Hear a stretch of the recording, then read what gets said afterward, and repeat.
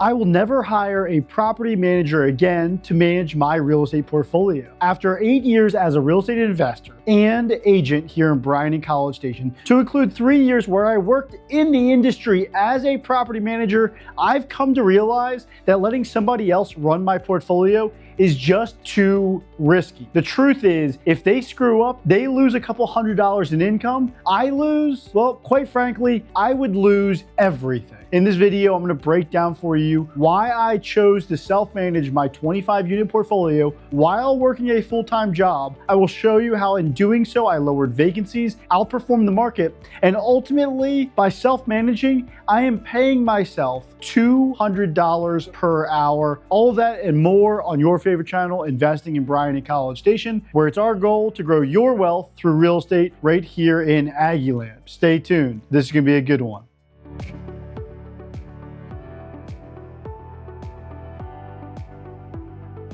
As you watch this, you might realize that you are the ideal person for self-managing a rental portfolio. If that's the case, and you're within 90 days of buying your next property, we should set up a strategy call to let you know not just how we help landlords buy great properties, but how we help self-managing landlords maximize their ROI. Go down in the description below. There's a link, book a call with me, or shoot me an email, greg@schwartzrealtygroup.com. If you're more than 90 days out, I recommend that you subscribe to this channel and to our newsletter where we share a deal of the week every single week. Of course, there's a link to that in the description below as well. There are 3 reasons why I chose to self-manage, and they are: number 1, you have more control over your asset. Number 2, you have better relationships with your tenants, which happen to be your second biggest asset. And number 3, well, it pays pretty well. I've come to realize it's about $200 per hour that I effectively make or save by self-managing. Let's start off with number 1, control. I completely understand that control is a personality deficiency. I've accepted that, but I do firmly believe that nobody will care as much about my rental portfolio as I do. Quite frankly, if there's a major problem at one of my units, I will stop everything to make sure that it's taken care of, make sure my tenants are taken care of, and make sure my property is taken care of. And I'm just not convinced that a property manager will have the same level of, call it, give an F. For example, let's assume that that property manager has 200 units that they manage.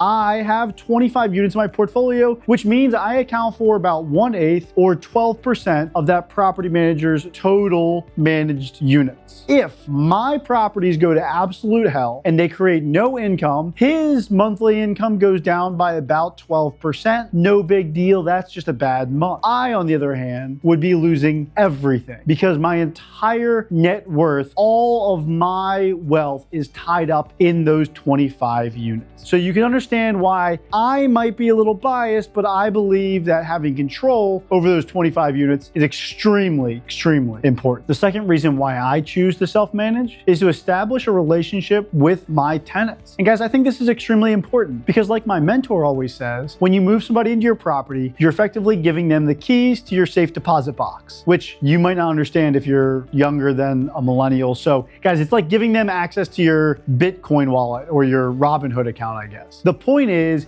that tenants have access to a very, very valuable possession of yours. And although, yes, we're going to screen them, it's still good just to have a good, solid relationship, good communication with those tenants. And when you hire a property manager, it creates a divide. For one, there's going to be a breakdown in the communication because you're going to tell your property manager, then your property manager is going to tell the tenant, then the tenant's going to tell the property manager, and then it gets back to you. It's like playing telephone. It's never going to be a clear line of communication. And the other piece is, and this is kind of the dirty little secret of property management, the go-to during like awkward conversations with the tenants is to join the side of the tenant and basically tell the tenant that, oh, well, your landlord, he's kind of a dickhead. An example would be, let's assume that that tenant was late the month prior. As the landlord, you waived their late fees, but now they're late again, and you're not willing to waive the late fees 2 times in 1 year. Well, the tenant's really pushing back, and your property manager's gonna be like, I know, John, your landlord's just kind of a dickhead, and he's not waiving the fees. What did we just do? We just created a gap between you and the tenant. We just create a situation where you all do not have a great relationship. And quite frankly, if you establish a great relationship with your tenant and you take care of your tenant, they will respect you, they'll respect your property, and respect the terms of the lease that you agreed to. It's really, really good to have a good relationship with your tenant. And I'm just not always convinced that property managers are doing that the right way. The third reason why I choose to self-manage is, quite frankly, it pays pretty good. Based on my rough math, we're talking about $200 per per hour. And if we were to extrapolate that out to a full-time job, that's the equivalent of making $400,000 per year. So until I make more than $400K in my day job, I'm probably going to keep on self-managing. It's a pretty good side hustle. But you're probably asking yourself, Greg, how do you come up with $200 per hour? That seems like you just pulled it out of the blue. And well, there's three factors I looked at that I use to calculate that number. First off, you have the fees you pay a property manager, usually 10%. Let's use an example here. Assume that my rental property makes $1,500 per month. That's a pretty good average here in Bryan-College Station. So I would be paying a property manager $150 per month. The second factor is the fact that I generally can outperform a property manager when it comes to rental income. Now you might be thinking, Greg, well, that's great for you, but how do I do the same? Quite frankly, you hire us here at Schwartz Realty Group. One of the things that we do for our clients, particularly those clients who are self-managing, is we help fill their vacancies. And in doing so, we also get them 5 to 10% over the market average. Going back to our example, that would be the equivalent of getting $75 to $150 more per month in rental income. And then the third factor is the decrease in vacancies. You see, when you have that strong relationship with your tenant and you respond to their maintenance request quickly, you decrease your turnover. You have more tenants renew, which decreases vacancies. When I was looking at the math, it's roughly 2 to 3% decrease in vacancy rates. 2% to 3% is $30 to $45 on that same example, $1,500 a month. In total, we're looking at about $300 a month in either savings or earnings by self-managing. And I've been managing my own portfolio for about 6 years now. The truth is, it takes me about an hour to 2 hours per unit per month. Call it an hour and a half per month, $300 per month comes out to $200 per hour. I know, guys, this might not be for everybody. You might not want to control your property the way I do. You might not want to establish a relationship with your tenants, and you might not want to make $200 per hour. But if you do, then you need to subscribe to this channel, guys, because this channel is all about helping you as a landlord, particularly those that are self-managing, grow your wealth through real estate here in Bryan-College Station. And I will have a new video for you every single week. Until then, you take it easy.